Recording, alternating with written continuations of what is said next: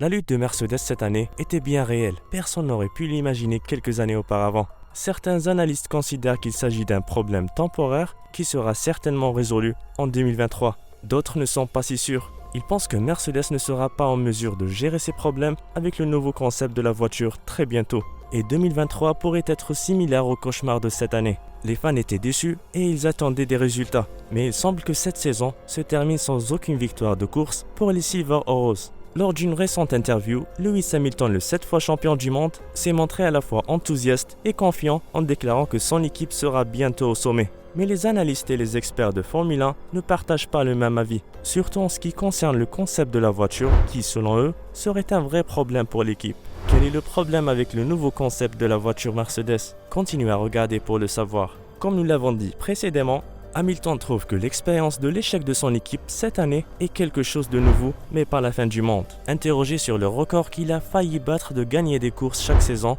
Hamilton a répondu en disant qu'un tel record n'a aucune importance pour lui. Depuis 2027 avec McLaren, Hamilton n'a pas manqué une seule victoire par saison. Mais cette année, à quelques courses de la fin, il n'a apparemment aucune chance avec sa W13 par rapport à la RB18 de Red Bull. Le Britannique de 37 ans a déclaré qu'il se concentrait sur la voiture pour aider son équipe à l'améliorer et à mieux la comprendre. Hamilton, qui a déjà 103 victoires à son palmarès, pense que ce qui compte pour lui, c'est de ne pas gagner des courses, mais que les records ne sont pas si importants. Je ne suis pas concentré sur le record, mais bien sûr, j'essaie d'obtenir cette victoire cette année. Mais le record n'est pas important pour moi, juste parce que je m'en fous des records en général.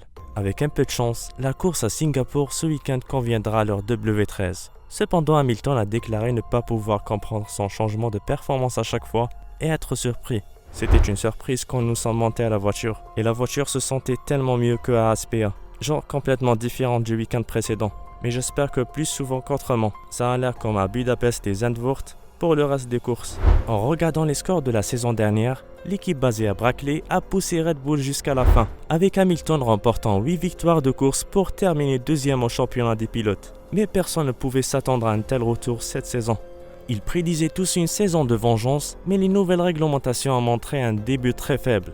Les rumeurs ont commencé à parler d'une décision proche de la retraite pour le Britannique, mais il est revenu sur cette nouvelle en confirmant sa prolongation de son contrat avec les Silver Arrows et a déjà commencé à travailler sur le concept de la saison prochaine, qu'il considère comme une victoire et croit que Mercedes va revenir au sommet de la Formule 1. Cependant, le 7 fois champion du monde est en fait un peu philosophe à propos de tout cela. Il pense que l'équipe a progressé cette saison et qu'elle va bientôt défier les meilleures équipes. Malgré tous les problèmes techniques et de santé qu'il a rencontrés, Hamilton a déclaré à Kuala Lumpur, avant le Grand Prix de Singapour ce week-end, qu'il considère cette saison comme une année de croissance. Je ne considère pas cela comme une saison de 17.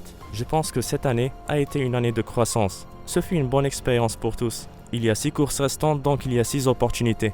Et nous allons essayer d'obtenir une victoire. Mais si nous ne faisons pas bien, je ne pense pas que ce soit la fin du monde. Nous allons revenir au sommet. Nous avons juste besoin de comprendre la voiture. Notre objectif est une deuxième place. Espérons que dans les 6 prochaines courses, nous ferons bien. Plus tôt, Christian Horner, le directeur de l'équipe Red Bull et rival de Mercedes, a déclaré qu'il s'attendait en fait à ce que les performances de Silver Arrows soient ainsi. Selon les études techniques, nous avons senti qu'il reviendrait avec une vengeance renouvelée pour cette année. Donc il est assez remarquable qu'après la domination qu'ils ont eue au cours des 8 dernières années, ils n'ont pas encore gagné un Grand Prix en 2022. Et puis ils étaient assez convaincus dès le début qu'ils ne pensaient pas que cela fonctionnerait dans l'architecture que nous avions créée. Il y avait donc une confiance intérieure dans le fait que nous avions choisi la bonne voie. De l'autre côté, George Russell ne pense pas vraiment que la première victoire de l'équipe serait à Singapour, mais il prédit que Austin conviendrait mieux à Silver Arrows. Ayant comme argument les statistiques disant que le circuit de Singapour est un circuit de rue bosselé. Singapour pourrait être intéressant, mais historiquement, c'est un circuit où Mercedes a eu peu de mal et nous savons que sur les circuits de rue cette année, nous n'avons pas été très bons. Je dirais probablement Austin. Je pense que Austin pourrait être un circuit qui nous convient mieux, mais je ne sais vraiment pas. En fait, malgré la vision optimiste d'Hamilton pour l'année prochaine, Mercedes semble déjà avoir un énorme problème de conception pour la saison à venir. Les experts techniques de Formule 1 s'attendaient à ce que l'équipe technique de Silver Arrows change le concept des nacelles latérales zéro, qui selon eux apporterait un avantage significatif. C'est en fait le contraire qui s'est produit. Ce concept a aidé le problème du rebondissement à s'installer et l'équipe a mis toute la première moitié de la saison à le comprendre. Dans les garages de l'équipe de Brackley, les ingénieurs de l'équipe tentent de rattraper le retard pris dans la compréhension des concepts alternatifs en nacelle latérale zéro. Beaucoup pensaient que l'équipe pourrait opter pour la solution la plus facile, à savoir changer le concept de design pour un design Red Bull ou Ferrari. Cependant, la possibilité d'abandonner le concept actuel sans nacelle latérale existe. En fait, Mercedes reste fidèle à la philosophie suivie jusqu'à présent avec la W13, choisissant de ne pas faire un pas en arrière immédiat vers le concept de la voiture en le considérant comme moins compétitif à un niveau potentiel. Toto Wolff, le directeur de l'équipe, a voulu collecter plus de données et veut attendre la fin de la saison pour parler des conclusions réelles. Il ne semble pas que Mercedes ait l'intention d'essayer ses concepts rivaux pendant toute la nouvelle saison, mais rien n'est encore officiel. C'était tout pour la vidéo d'aujourd'hui. Si vous trouvez notre contenu informatif, pensez à vous abonner à notre chaîne. Dites-nous dans la section des commentaires ce que vous en pensez. À la prochaine fois.